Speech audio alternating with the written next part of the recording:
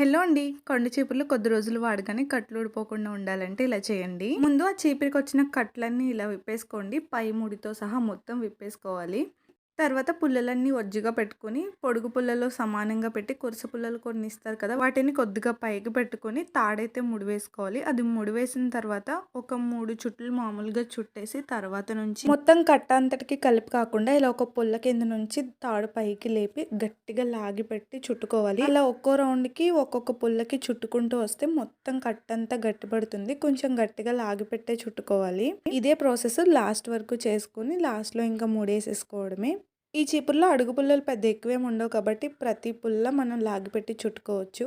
తర్వాత నేను ముడి ఇలా వేస్తున్నాను. దీన్ని ఎలా ఎక్స్‌ప్లెయిన్ చేయాలో నాకు తెలీదు కానీ నేను వీడియోలో చూపించాను కదా! ఆ విధంగా వేసేసుకోండి. ముడి గట్టిగానే పడతది. తర్వాత ఎక్స్ట్రా కొంచెం ఉంది కదా! దాన్ని మడిచేసి పెట్టేస్తున్నాను. ఇంకా లోపలికి వేరే ముడేమి వేయట్లేదు.